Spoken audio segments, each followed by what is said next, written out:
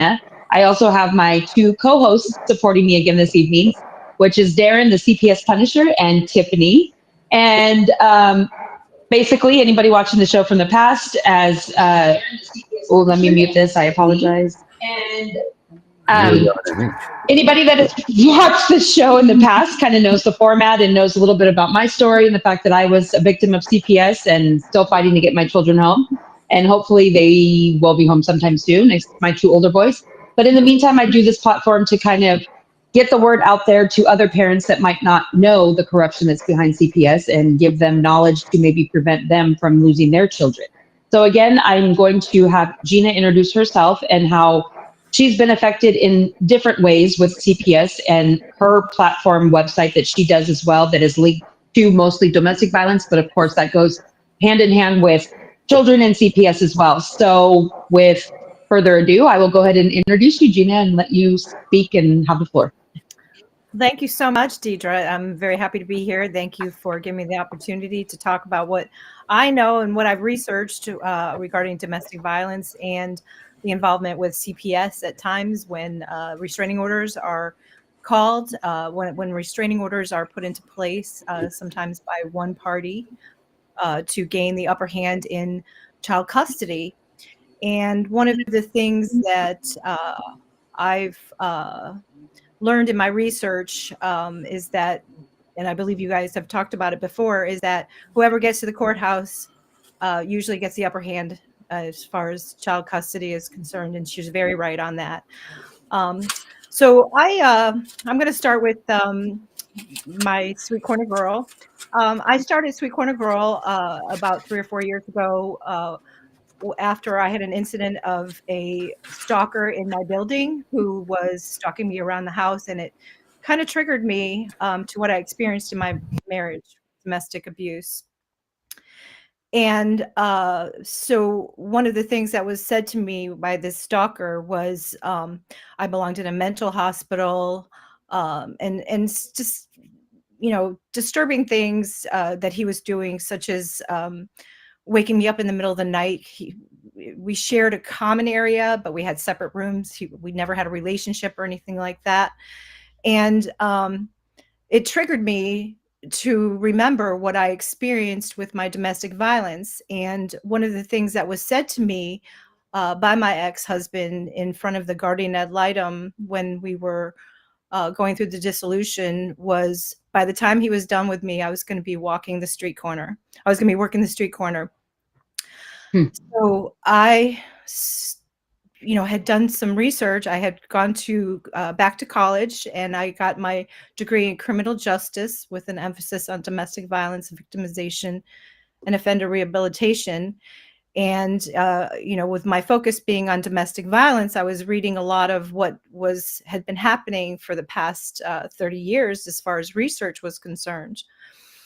And I wanted to name my nonprofit Street Corner Girl, but I had talked to my daughter, and she says, "Why would you want to name it something that was so horrifically said to you?" And, you know, she was right. And I couldn't, you know, I thought about it for several days, and it just came to me one night, I'm going to name it Sweet Corner Girl.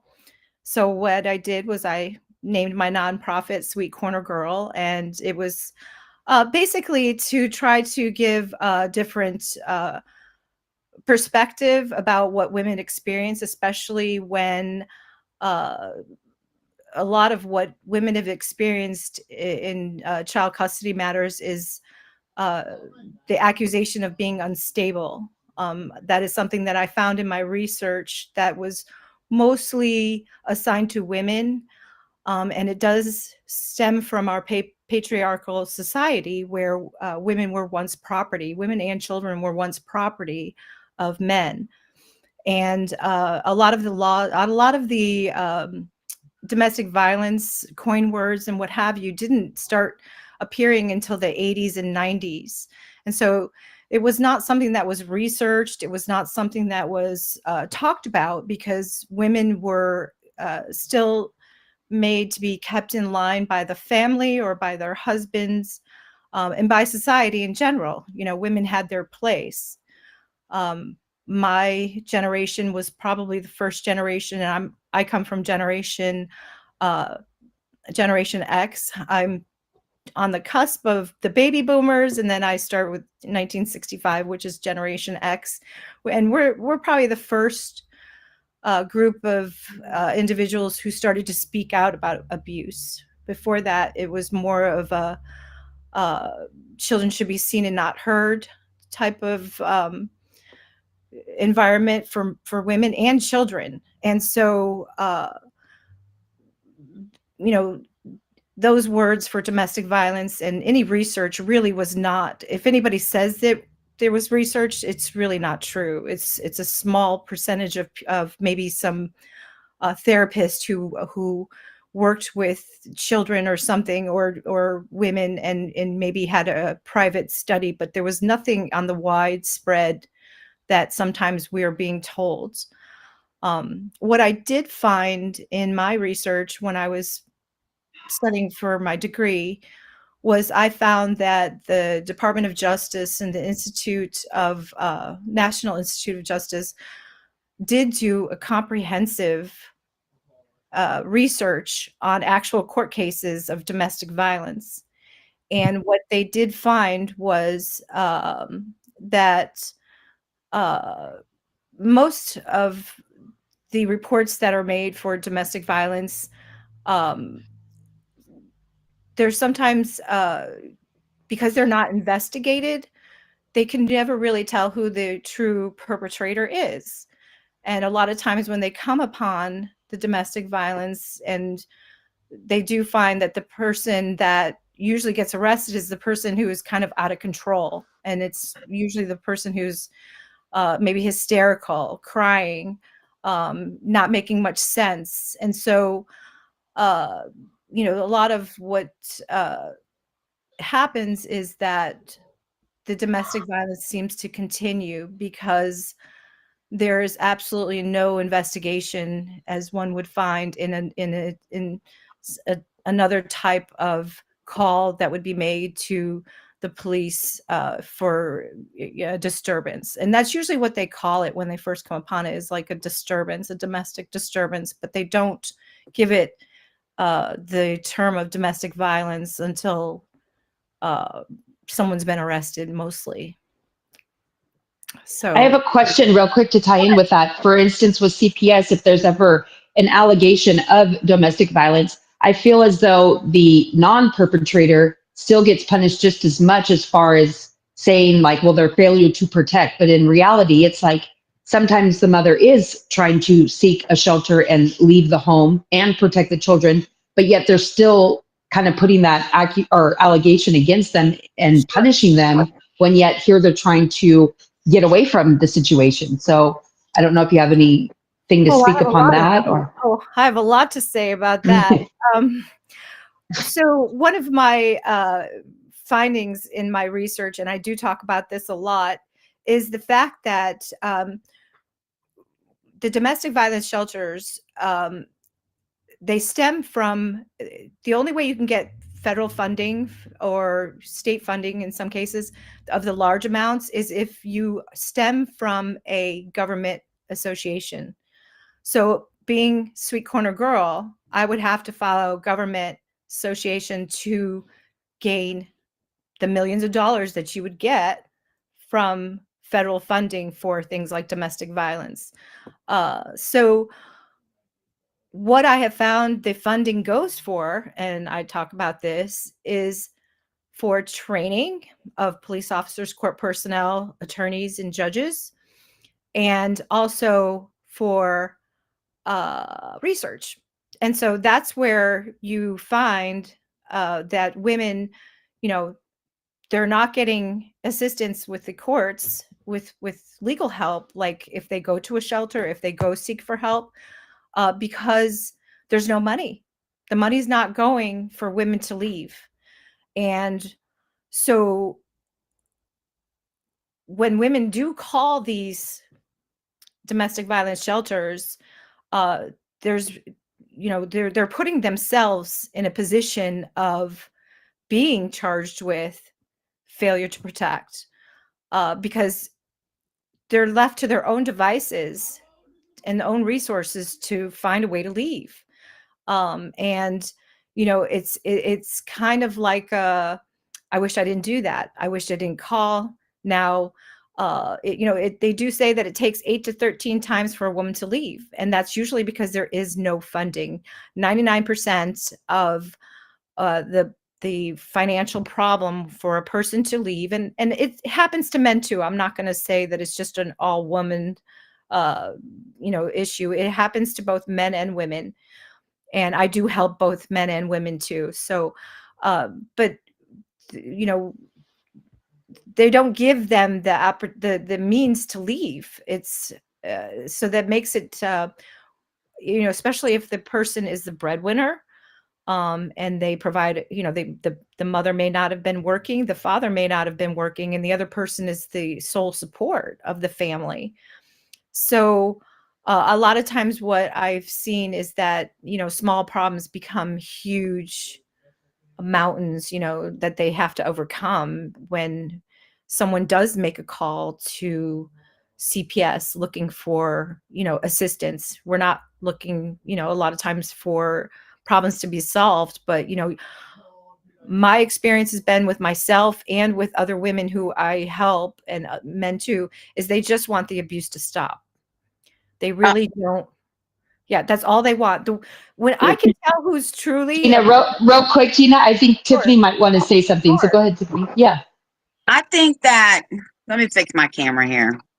I think that the system fails to understand that a woman, we're talking about women, and the children are most at risk once they leave. Yeah. The most dangerous time for a woman is when she leaves, or when she's leaving, or when she is left. That's what that's when the time she's going to be most stalked. 84% of the time she's going to be stalked. And the research that I've shown shows that it's mostly the men who are doing the stalking. The physical stalking. I know that there's other avenues now, such as cyber stalking. And one of the things that I try to emphasize on is that our resources really need to go to assist a person at that time. That is the most dangerous time. But unfortunately, how our system is set up is that when a police officer is called, both parties are being told to go file a restraining order. And so it's a matter of who gets to the courthouse first.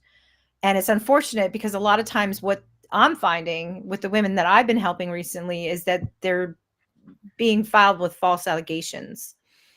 And then when that happens, it takes a life on its own. And usually it's a one-sided rodeo show the whole way through. It's like the other party can never get traction to win at any part of the game, because it's a game. That's what I call it. It's a game. The whole system is illogical. It makes absolutely no sense. And recently I've been helping a woman who was the stay-at-home mom, and the children are older, which was kind of surprising to me how the court ended up turning out for her. But she had not been in the workforce for many years, and her spouse wanted a divorce.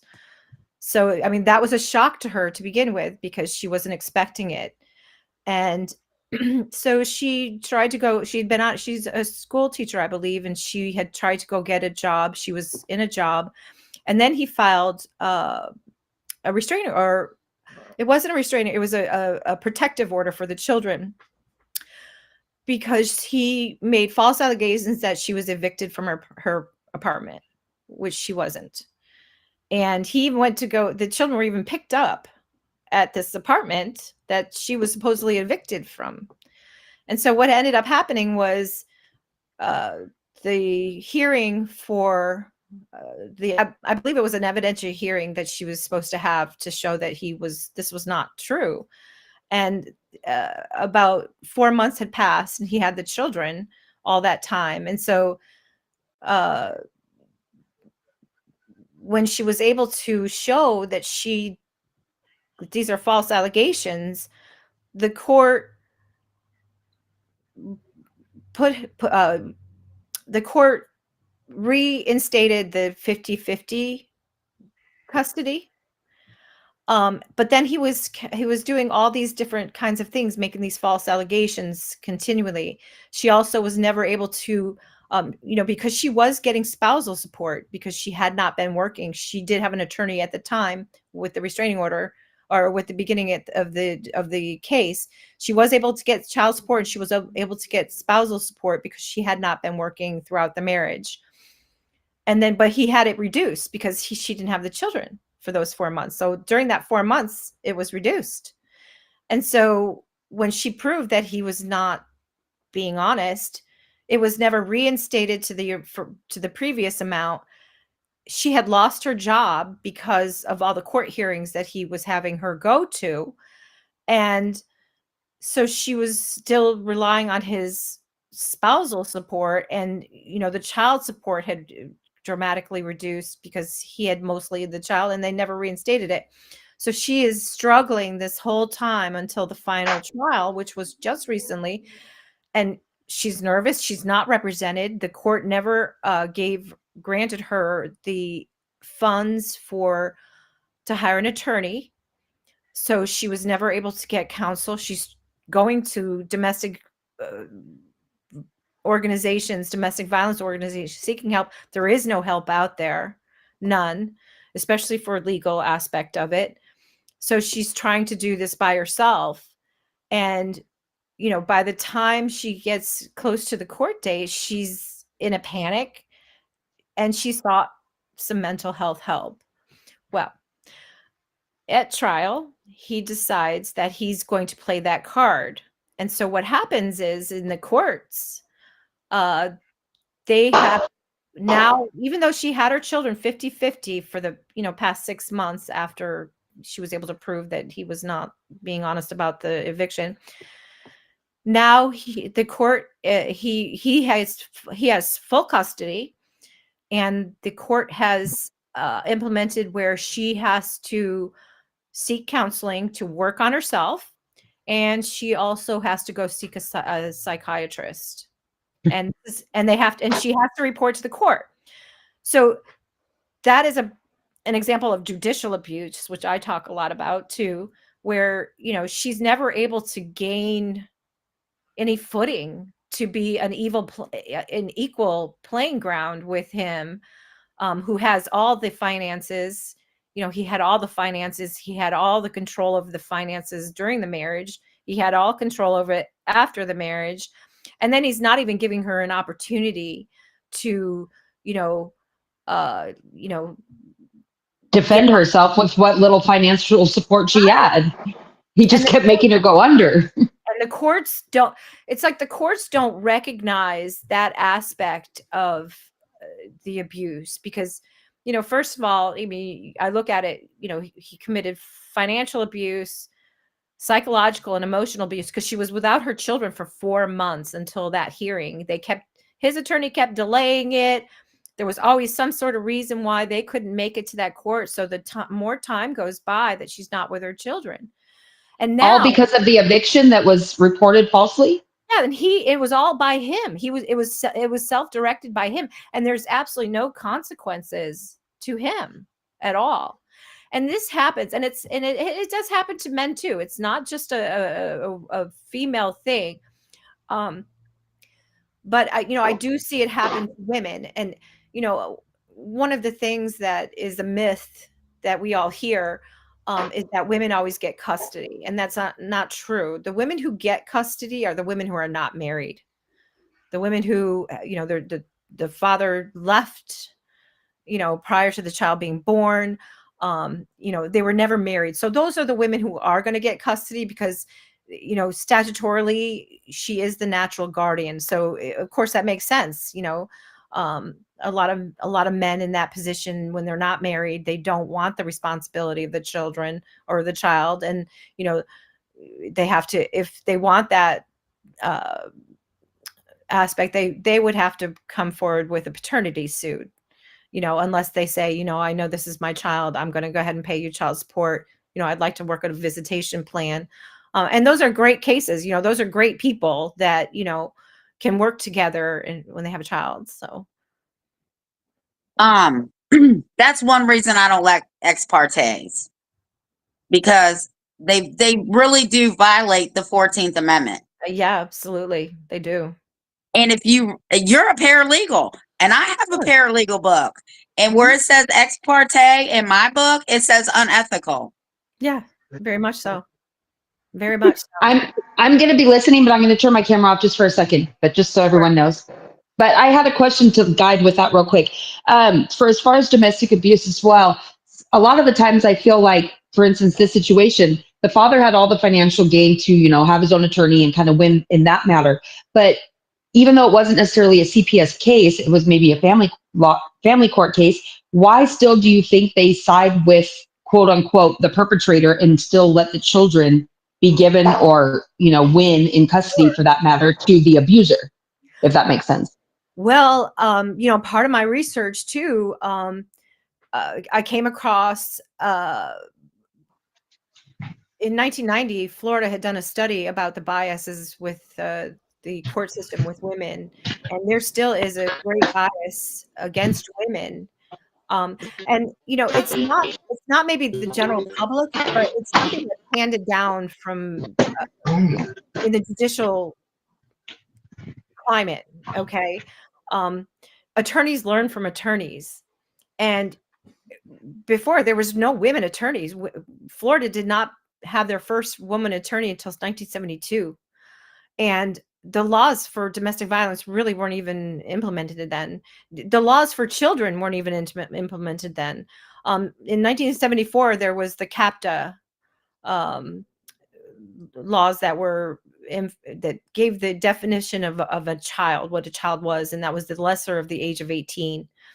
And it spelled out the exploitation of children and what they were implementing to prevent the exploitation and abuse of children. And so that's, the women that I've come in contact with it, I do talk about this on my blog and my website, and I think I've written a paper about it.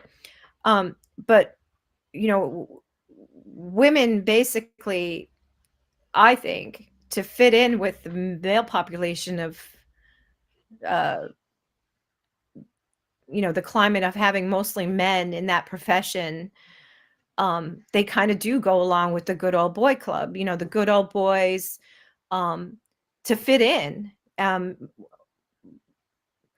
They want to get that promotion. They want to get the admiration by the other attorneys who've been doing this for 30 years. They want to get that admiration for the judges. So they're not taking a stand and they're not championing in a different direction. And the responsibility of mental health has fallen on women mostly. If you look at the I believe the American Psychological Association, they had on their website, I don't know if they still do because I bring this stuff up, they had 84% of women are more mentally ill than men, but 84% of women are more likely to go ask for help than a man would. So that is the reason why those statistics are there. There's no other reason. I mean, I'm sure that if they were all men going to seek help, that would be a different story. But we all know that most men don't go for psychiatric help or therapy help or any kind of, help, except maybe from their buddies or from friends or what have you, or family, even a trusted family. But mostly women are the ones who say, I'm not feeling so hot. And Gina, I think you mentioned to me when we were talking earlier today about a story that maybe you wanted to share since we're talking about mental health and the fact that the lady that, I think you know which one I'm talking about. I don't want to tell the whole story with what I'm about to say, but that her mental health got to her at the end, if you know what I mean. Do you want to share that story? I think I started telling the story. Which one? The one, well, I guess I have to say that took her life because of mental health, correct?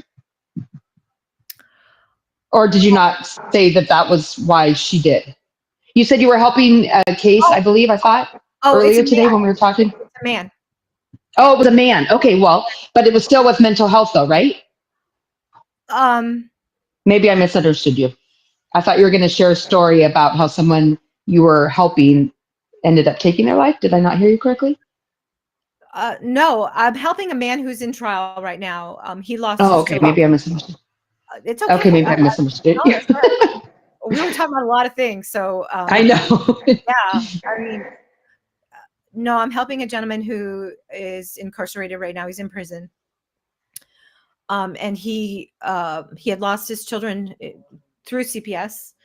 Okay. And he struggled for 5 years with it, trying to get them back. And, nobody wants to help you. Nobody cares. Nobody cared when I was a child either. But anyway, he couldn't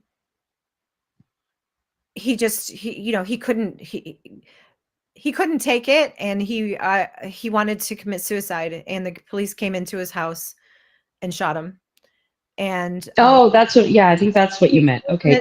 he was in a different room than the police were. And they're claiming, and this guy never touched a gun, didn't have any guns in his house.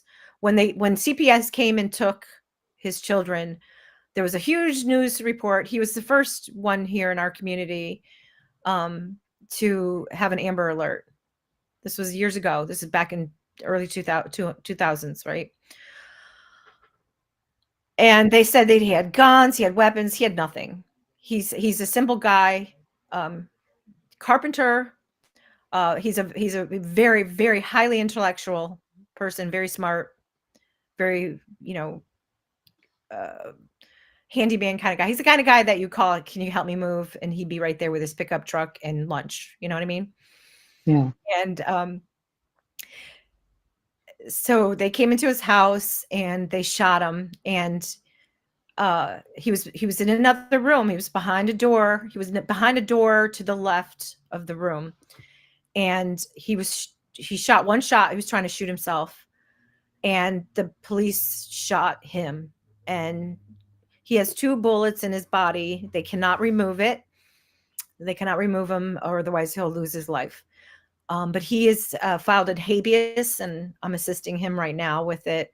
But he filed a habeas because the police fabricated the evidence. And it's clear on the pictures that the state prosecutors have entered into evidence that they fabricated the evidence. They're trying to say that this guy who's never shot a gun before in his life, really, that he was a perfect shot with a 357 on a wall, a perfect shot.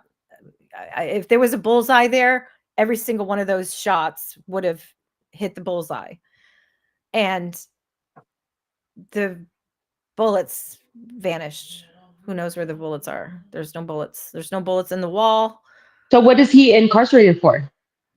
Attempted murder of police officer. Oh my gosh. 3 counts, 78 years. 3 counts. But they came into his home? They came into his home, yes. Without a warrant?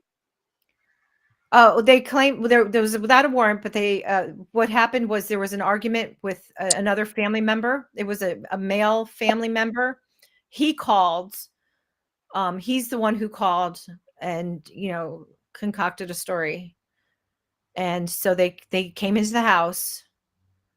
There was the other person had a cache of guns, a former Vietnam veteran. Had some mental health issues of his own or whatever, and started an argument with this young man. They're relatives, and not father and son, but uncle and nephew. And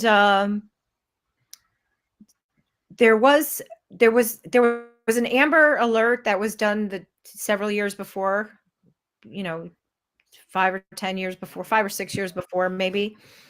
And he walked. How this Amber Alert came about was he went to have one of the visits with his children after they took him. He had to go to CPS, or he had to go to DCF, or whatever place that he was going. The person was late. He only was getting an hour, and he wasn't even going to give him that full hour. When he saw his child had 3 of his children. He has 7-year-old, I believe, and a 4-year-old and a 3-year-old. All 3 of his children were sent in separate foster care, from what I understand. And his 7-year-old child had bite marks all over his body from another foster child. And hey, do you see this? Will you report this? Will you write this down? You make a report of my son's got bite marks all over him. And they refused. They're not going to. Nope, we're not going to do it. And the kids, I believe, came without car seats. They were just put in the car from the CPS worker, whatever. And he ended up taking the children and walking out of CPS. Oh, no. Yeah. So there was an Amber Alert put out on him. And of course, he went to It's like, what would any parent do in that kind of situation? They're in desperation of, my child is being abused. I'm bringing it to your attention, and you don't want to do anything about it. And if that was him, they would have had him, booked and stripped by then, and in jail without even asking what happened. Right. So after the Amber Alert, they obviously caught up to him, I'm assuming. Yeah, he went to somebody he thought he could trust, but apparently couldn't trust, because they turned him in. But then he went to his court. There was nothing he did wrong, really. Technically, he did nothing wrong, because they took his kids wrongfully. There was He's taking them back wrongfully. Yeah. And apparently he didn't show up for a court hearing. And so the only thing that they were being able to get him to plead to, which was failure to appear. Wow. So all this time goes by. They know where he lived. He lived in the same place for many years. People knew where he lived. So what they had done was, in this court trial that he, was convicted for, which had nothing to do with the Amber. That's what it started, because he was devastated. He could never pick himself up from losing his children. It was devastating to him. And he ended up losing. He ended up, getting arrested and what have you. He refused to appear for the subsequent hearings or what have you. And, so there was a warrant out for his arrest. But when they came to his house, the police didn't know about this warrant for his arrest when they came into the house. They did that, they said it in court as an after effect, but they did not come to his house to institute a warrant. There was no warrant. You know what I'm saying? They came in the house. Because the uncle called, right? The uncle called, right. Yeah. But then now they're trying to backpedal when they found out he did in fact have a warrant out for his arrest, and then they want to use that as an excuse of why they came. Exactly. But that wasn't the case, though. Yeah. It wasn't the case at all. They knew where he was.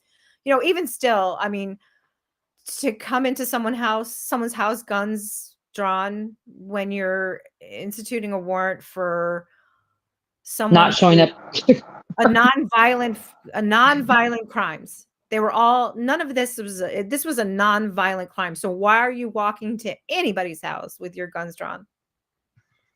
And I thought, can't you have a gun to use in self-defense if someone's coming in with a gun? Absolutely. Or no, because they're police officers? Well, they did announce, I believe, I'm not sure, but they did announce but who they were. Who's announcing what? Who are you? Yeah. My house. Is it the radio? Is it TV? Yeah. And you never know if it's a real cop or not. Exactly. And why are you coming into someone's house? If my brother was not a dangerous person. This person, he was not dangerous. He's not a dangerous person, So where are you at with you said you were kind of trying to help him, like, fight it in a way? Is there yes any updates on that? perhaps? Well, he does have trial coming up for his habeas Mhm. coming up in April. Okay. I believe that there's, you know, it's moving forward. He's Can he's you explain to our viewers Sure. that don't really know what habeas necessarily means in court terminology? Oh, sure. So he's filed a habeas that the Department of Corrections is wrongfully holding him, Okay. wrongfully incarcerated Uh-huh. for a crime that he did not commit. Um, so he's, uh, you know, asking for uh, his release, you know, his immediate release because of the falsification of evidence, because the evidence was falsified. Um, One of the big factors in a habeas for most cases is ineffective counsel. Uh, Mm. but we find what I found with most public defenders is that they're not at all assisting They're people. not in it to win for you because they're working for the state. I mean, Exactly. You know, I don't know. I'm not going to go as far to say they're working for the state. I don't know who they're working for, but they're certainly not. well, they're working for somebody that's behind you as far as not on your team, I would say. No, You So, know? they, so they, how old are his kids now? they're adults. Oh, Do they blame him? Uh, I, I don't even know. Um, the the they he's never had any contact with the children, and wow. Well, if he does, they sure. can sue for wrongful removal. Well, what happened was it was, you know, which I see a lot in cases with CPS involvement. Um, and I did talk about this with one of my cases.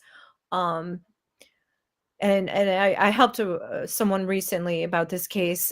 But there was no the mother sought psychiatric help, some therapy or whatever for other reasons other than domestic abuse. And so once she became well, I guess, I don't know, the children were given to her, and it was probably because of all the media attention this case got at the time.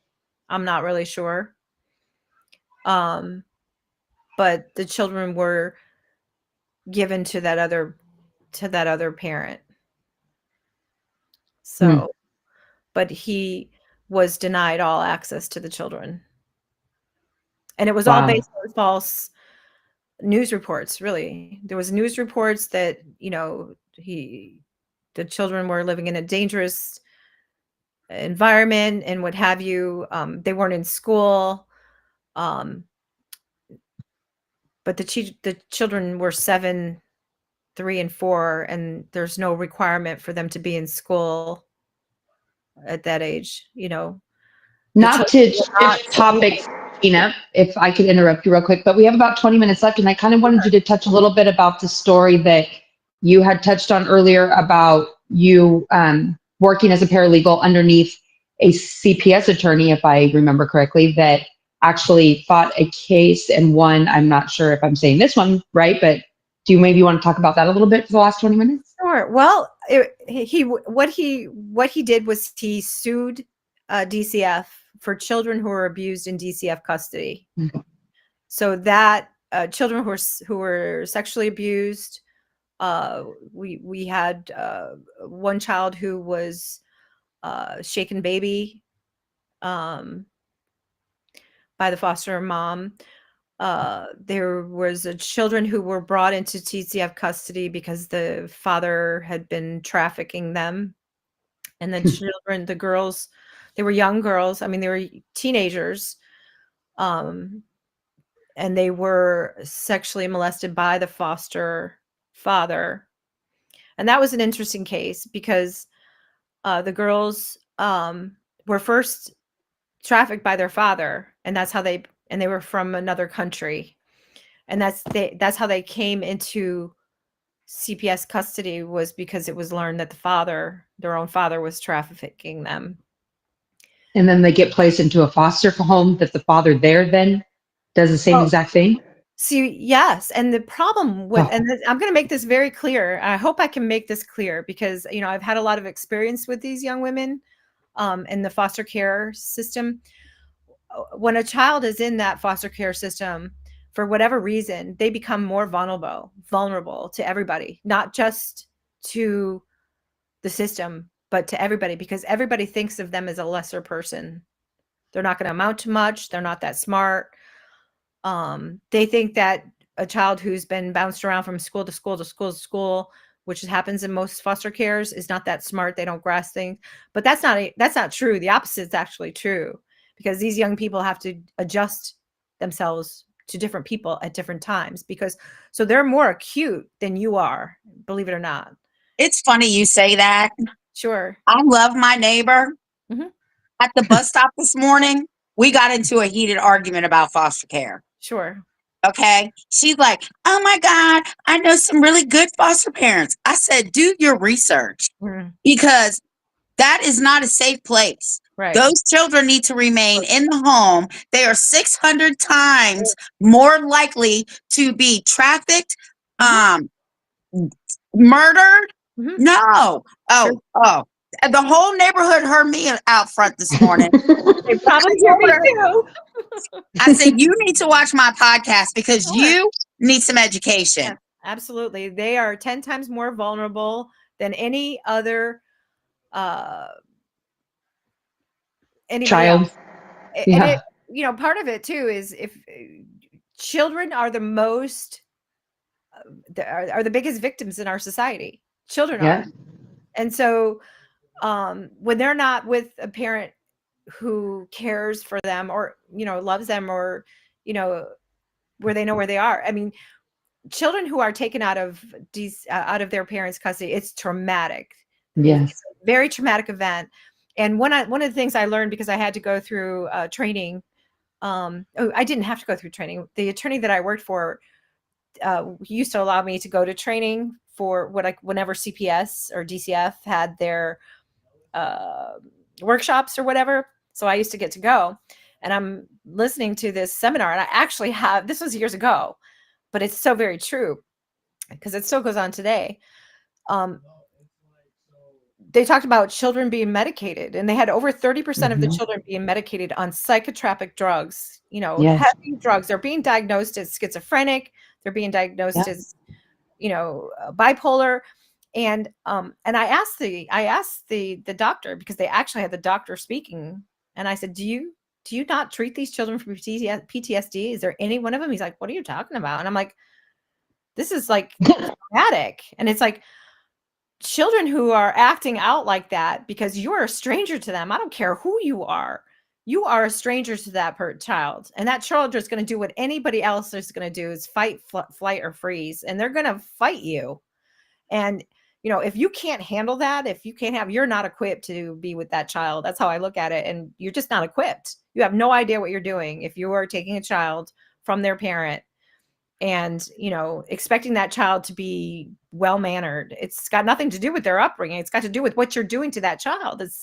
Who are you? I couldn't imagine being an adult and being placed into a strange home with these stranger type parents, and I mean everything, and yet it's a child. I mean, right.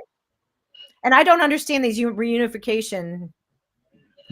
What is with reunification? What is the purpose of it? You don't reunify a child with a foster parent. You know what I'm saying? You don't give them this. We're gonna slowly walk you into this system. We're gonna dump you in that system. But then when it's time to give your child back, or to get your child back, there does not need to be a reunification. If anything, there should be a huge party. Okay, let's have a huge big one blowout party. But we don't have to give you, there's no, let's reunify you with these, little visits. It's not necessary. Exactly. It's not necessary. It's just doesn't make sense.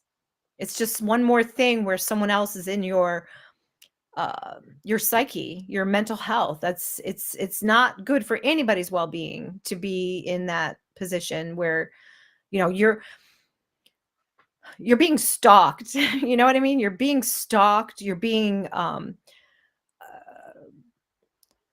researched is what it is. You know, what if we, I mean, it seems like what they do is they try to do the most devastating thing to families and children so that they can write about, okay, how does this parent react? How does this parent react? Funny you say that too. It's like the typical when the mother goes into court, if she's not crying because she's trying to keep her composure and, Which is you know, really act professional, they say that, oh, the mother doesn't care enough. But then if the mother comes in crying and very emotional, because it is, then they say that the mother is, you know, what's the word that they use? Like basically mental and, you know, just stability. all naked. Yeah, like not stable and can't keep it together. Well, gee, take your kids away and see how you react. But either way, you're damned if you do and you're damned if you don't, because they never want to give you your kids back to begin with. It's like once they take them from day one, like Mr. Davis, you know, the attorney that I do this platform under, has said that they have an agenda way before you ever even clue into what's going on, let alone fight. You know, it's like they already know what the end game is. And you're lucky if you even just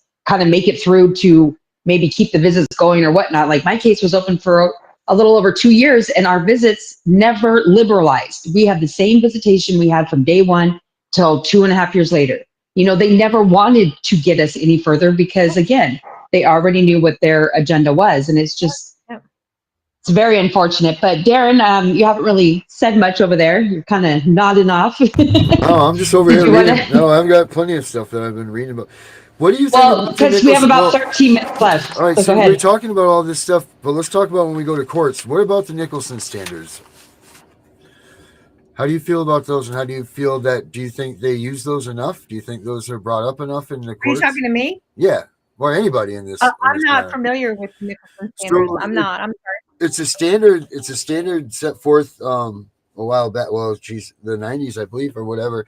That they have to meet certain clauses before they remove a child out of a home, because this is a big deal with domestic violence and removing children from home, because these kids don't always see domestic violence, or the domestic Right. violence isn't at a level that it should be, that they need to be removed.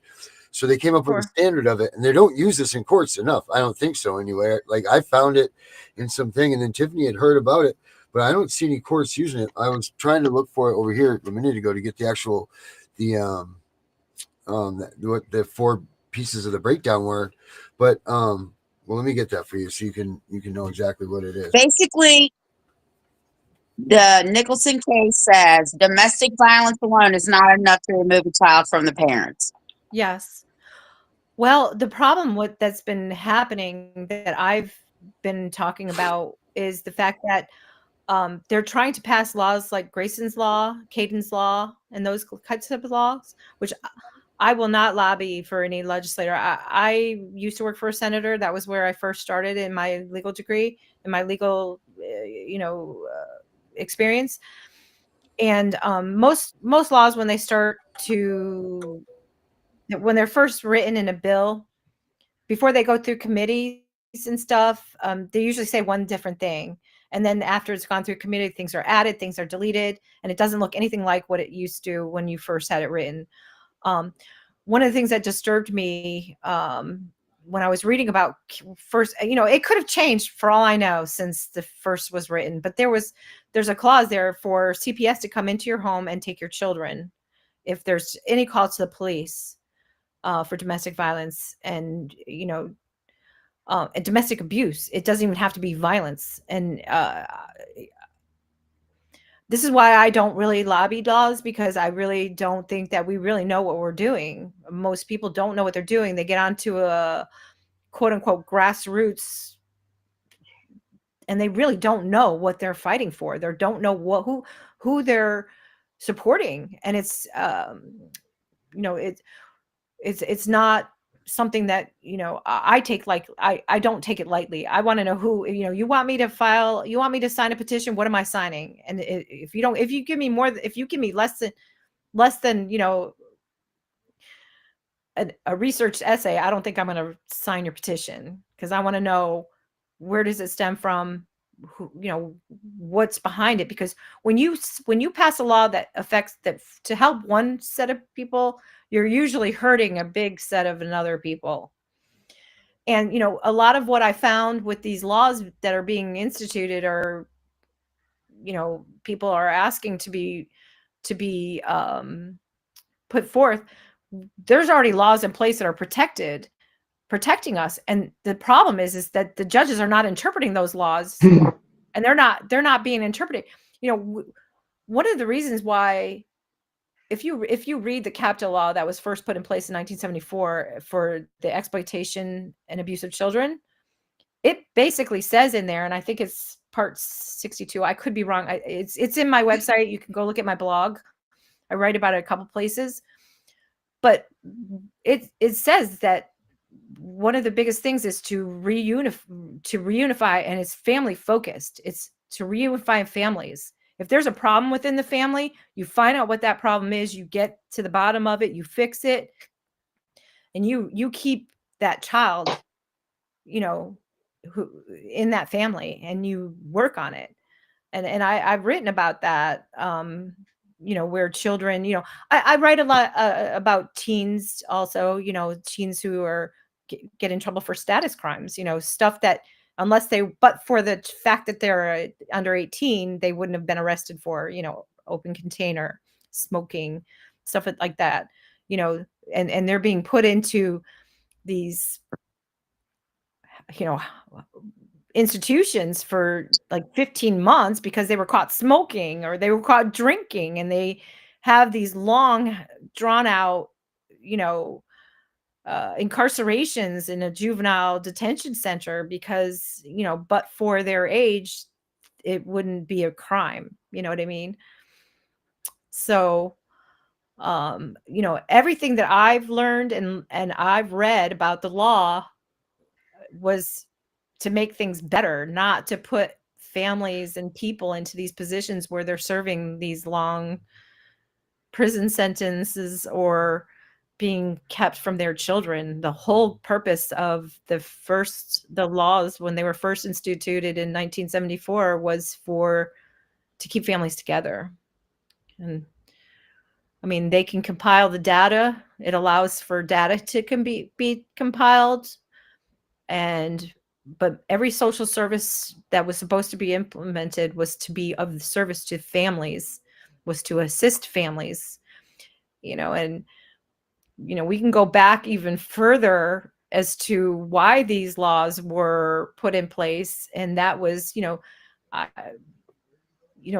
children were taken from homes, years and years ago. Also, my great grandmother had both her children taken away. My grandfather was in DCF custody along with his brother for many years. And my grandmother was allowed to choose one child to take out because she didn't have enough money. And she chose my grandfather only because he was the younger one, and she felt like he needed her more. But that never makes sense to me. How can you be a good enough mother for one child, but not for all of them?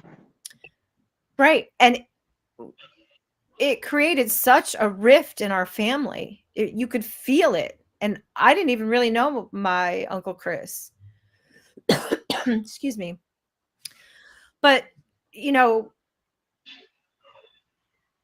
I lost my train of thought, and I'm sorry. I know, sorry, I interrupted you, but okay.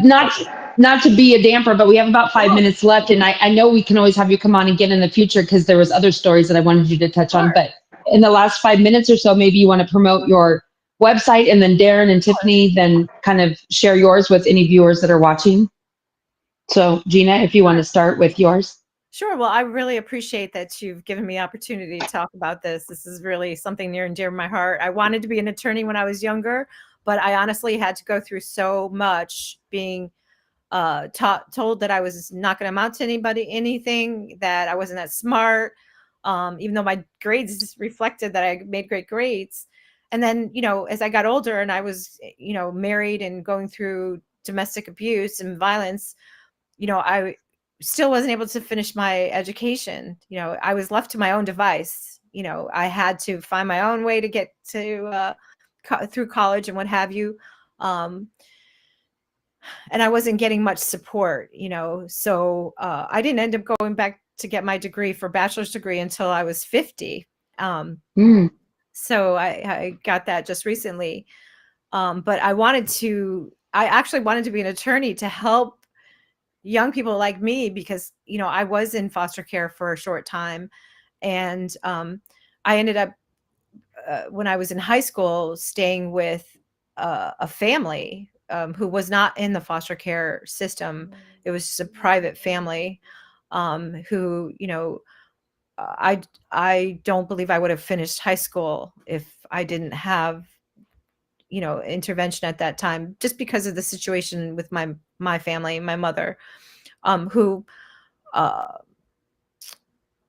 mother was ill a lot. She had, and I wanted my mother to get help. I certainly did not want my mother, in distress. I don't think any child does. In fact, when I was in foster care, and I talk about this because I was in a foster group home, every kid that I talked to, all of them were just saying, where's my mom? I want my mom to come get me. I wish she'd just get off drugs. I know she can do it. And, I wish they would just come visit me. I wish they would just come, but they also believe, and they truly, truly believe that DCF is doing everything they can to help their parent. They really And do. they're not. They're not. They're doing everything to keep them from going back home. But And that's the sad thing. the kids truly believe that, they're going to, I know. Go home. Yeah. And they do believe that their parent is doing that. And it's sad because they're doing everything to prevent them, like not like I've heard stories of parents or children being told that you're not having a visit today because the parent didn't want to see you, or vice versa.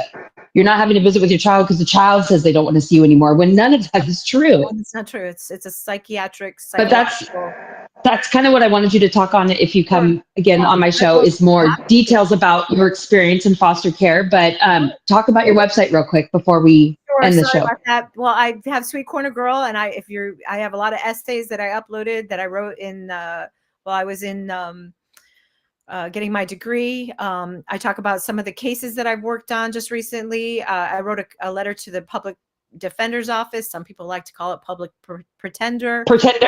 Yeah, I like that. The person that I'm helping with right now, he is the one who said that to me all the time, and I would just have to laugh every time. So, but I wrote a letter to the public defender's office once when I had a case just recently with a young woman who was involved with CPS. And as far as I know, she's still going through the court system, but the case has been on pause for a while. Do you want to give your contact info too, as far as how? I know you want to keep telling your story, and I want you to keep telling it, but I'm not really good about talking about myself. I know, but the time strain with my producer, I know that we can't really go over. So your website, you've said, but then if you want to give any kind of phone number or other ways of contacting you, because maybe people in your state, Connecticut, right? Connecticut, yep. Okay, so go ahead, your name and whatever. Connecticut, New York, Massachusetts area. I'm nationally. Do you want to give your phone number out or no? Sure, it's on my website. Okay, perfect.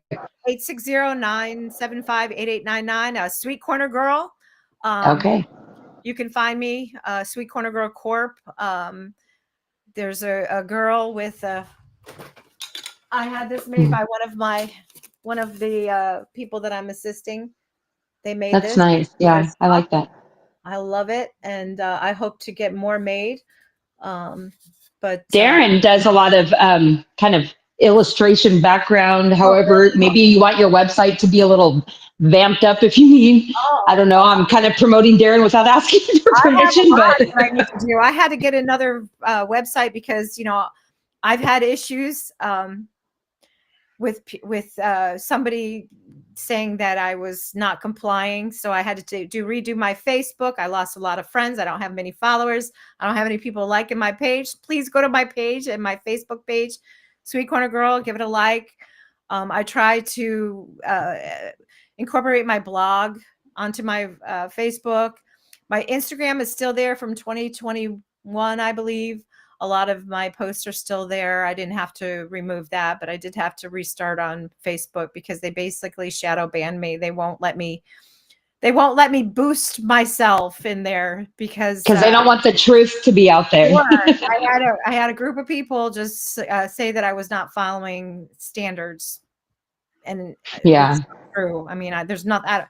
I don't swear. I don't talk. I don't name names. I don't talk bad about people, except about the institution and the system as a whole, So. Well, in the future, hopefully we'll have you on again. Darren, real quick, do you want to promote yours and Tiffany's other shows linked with CPS? Yeah, well, I mean, go ahead, Tiff. You want to do it? I'm tired. It's Tiff and the Punisher. We're on Monday through Thursday at 7 p.m. Eastern time. Eastern time. And then you'll find Darren's other shows underneath the platform, right? All the other ones with your other hosts. Yeah, we got, what do we have? 1, 2, 3, 7 different shows that go 24 hours a day. So, and we're trying to get more people out. We're trying to produce more shows. So if anybody has show ideas and they want to come onto our network, then you're more than welcome to get on there and be a host, do the shows, do whatever you Well, look at you already got Gina's information. Gina's, all right, I got it. Already stepped ahead. Domestic violence would be the topic. Yeah, all right. We'll get Okay, well, I know Grace is probably telling me that it's over. So thank you, everyone, for tuning in and watching. We'll be back here again next Wednesday at 5 p.m. Pacific time. And again, anybody that wants to be a guest on any of my future shows, you can always call into the number there on the bottom right-hand corner, the 888 number. And my producer, Grace, will hopefully get you scheduled for an upcoming show. Other than that, thank you, everyone, and we'll see you next Wednesday. Thank you, Tiffany, Gina, and Darren. I appreciate it. All right. Thank you. Have a good night. We'll be in contact, Gina.